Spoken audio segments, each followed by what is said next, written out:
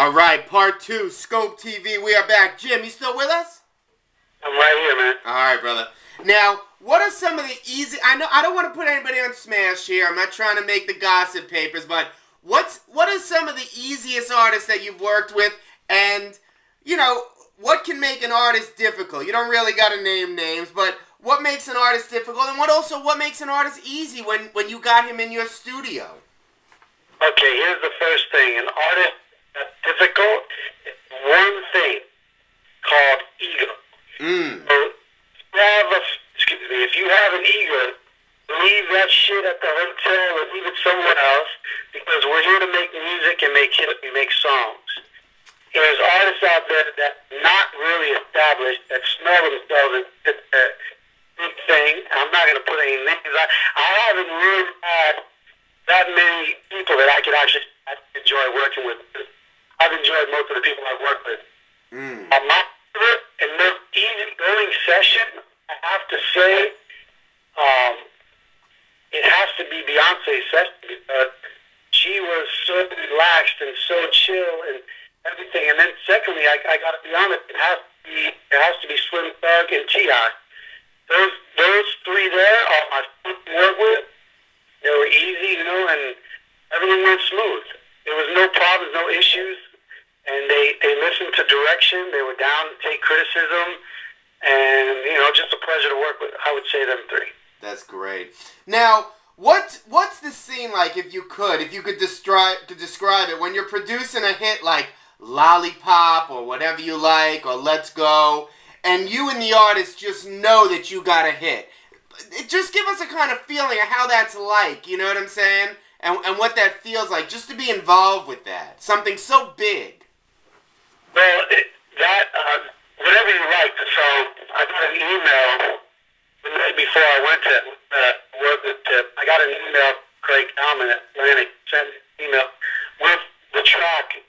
I already did the track. I had the track done in June, and I had T.I. in mind. I had a meeting with him about Bob, because T.I. and I are partners on the Bob situation. So, I gave him an instrumental. He loved it. He wrote a great song and concept to it. They emailed it to me, but it wasn't all the way there. So I flew out the next day to Atlanta. Him and I really worked with the guy, had vocals, and really did a great job on the song. Criticism, like I said, it was open to it. But pretty much he had top line and everything pretty much there. We knew when that song was done and we had a rough mix on it, we knew that it was going to be so special. And there was going to be a number one hit. I can't tell you I knew that. But I knew we had something serious, and everyone at the label was tripping. It was an unbelievable feeling, man. Like, the way around. And the same with the Lollipop record. I developed that track for Identity Kane originally, and it was passed on, and I brought it over to my studio where Static was. And rest in peace, by the way. Greatest songwriter ever. And, he fell in love with it. And we're an amazing top line to the song. And, we brought it over to Wayne, and it became a smash hit. Wayne thing. I think that everyone knew from that point on, it was calls started coming in from my management and the label, and, when people start getting all tripped out, that stuff going on, and it became his first single. And my story is always, and this is the guy who didn't get to work with you early, but he got a piece of the action at the last minute, and I got to work with the artist. I did the last albums, and they were the first singles. Wow. First official singles. So, and that happened to me on the real record. It happened to me on Girl Tonight for Twitter, Jamie Foxx, Unpredictable, all that stuff. Story of my life. That's awesome. Now, obviously, a lot of producers are going to be listening to this interview. Upcoming producers who just look at what you've accomplished and are just amazed and just respect it so much. Any advice that you can offer to those trying to come up like you on getting in the game, to even like what software that you be using and stuff like that? Well, I'll tell you two things, if you don't mind me plugging my Beat Bakery website. Go right ahead. We're actually, but you know what, just so you know, Jim, we are going to have a question about Beat Bakery. Okay. So what I would most out there. One, be patient and take your time on crafting your music. Make sure it sounds good. And secondly, get with top line lighter. Make your track now song. Because labels want to hear songs, at least concepts, hooks, you know what I mean? Yep. So that's good. I developed that website, that reason alone, beatbakery.com, is for songwriters and producers to network together. And there's a feature on that site that I'll tell you a little bit about later when we talk about Beat Bakery. But I would pretty much be patient, and then also, network as much as possible, but don't network to the point where you're annoying. You know what I'm saying? Just kind of chill. Make sure you're listening to radio. You know your music can stand up against the next big producer, and really know that. Listen to your stuff. Make sure it's mixed right. You get a good engineer behind you. And that's it for that, man. I don't want to give away all of it. I can tell you one.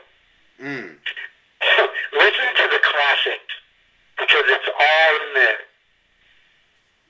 Well, you heard it here first. That's some real advice. Now, Jim, I don't got to tell you, but the digital revolution is slowly but surely bringing back the single, whether it's through ringtones or downloads. How will this affect artists doing business 5 to 10 years from now? Will you not even need an album? Will you be able to just call up a Jim Jonsin and say, hey, I need a hit. I need to sell 500,000 downloads. And that's going to be the business model? What do you think about all this?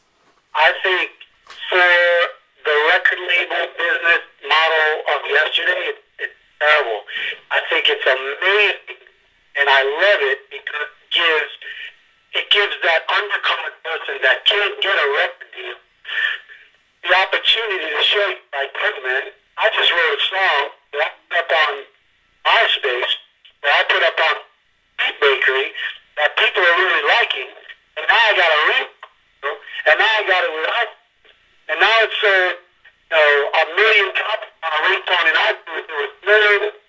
No retruck, no CD pressing, no nothing. It's all pure profit, and the artist can make all that money. Eventually, maybe not needing a record label for those things, but you definitely need a record label for the expertise in marketing and promoting your product and getting you out there.